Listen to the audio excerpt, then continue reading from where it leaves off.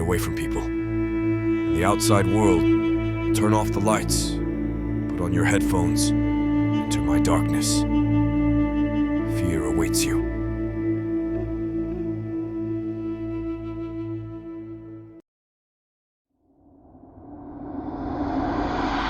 Don't open the door to strangers at night. That's the wisdom and advice you should learn and adopt as a fundamental principle in your life.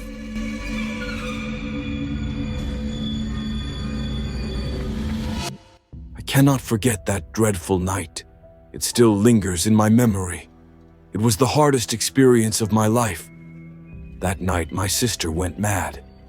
My parents had left to visit my sick grandfather, leaving me and my sister alone at home with the maid, who lived in a room on the roof of our 2-story house with a small garden. Now I'm the one responsible for my sister and the house. I was just 18 and in my final year of high school. I refused to go with my parents so I could study. I stayed home with my sick sister.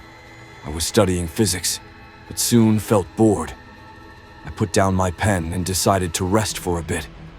I closed my eyes, feeling extremely tired, when I heard knocks on my room door. It was my younger sister saying, "I can't sleep. I'm scared, brother." It was midnight. She was afraid without our parents. The maid had gone to sleep at 10. My sister said she'd had a terrifying nightmare. She didn't know where she was because the place was dark. She was running and screaming as someone chased her, yelling in a horrifying voice that she would never be able to speak again. I was scared for her.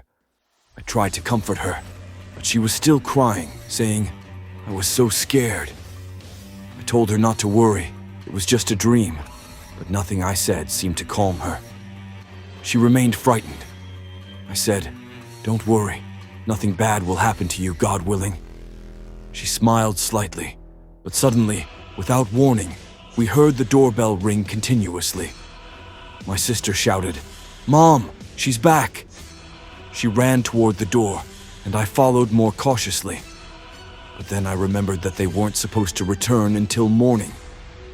I rushed to see who could be at the door in the middle of the night, but my little sister had already opened it.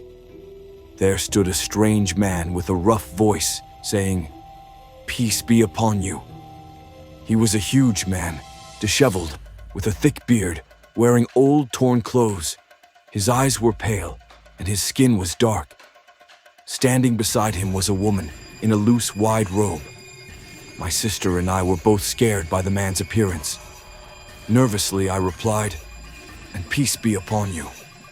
The man looked at me with wide eyes, and in surprise asked, "Is this the house of Hajj Rageb al-Sayed?" I said, "Yes, but he's not home. My father won't be back until tomorrow." The man looked upward strangely, and the woman beside him tugged at his arm and whispered something in his ear.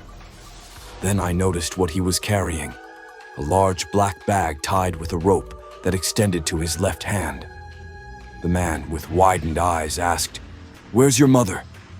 I foolishly replied quickly, "She's not here either." The man's eyes widened even more as he asked, "Do you both live here alone?" The question terrified me, and I stammered, "Who are you, uncle?" The man smiled and said, "I'm an old neighbor of your father's. I came to visit him. We had a prior arrangement." I was confused by his words. How could my father have made plans if he was traveling?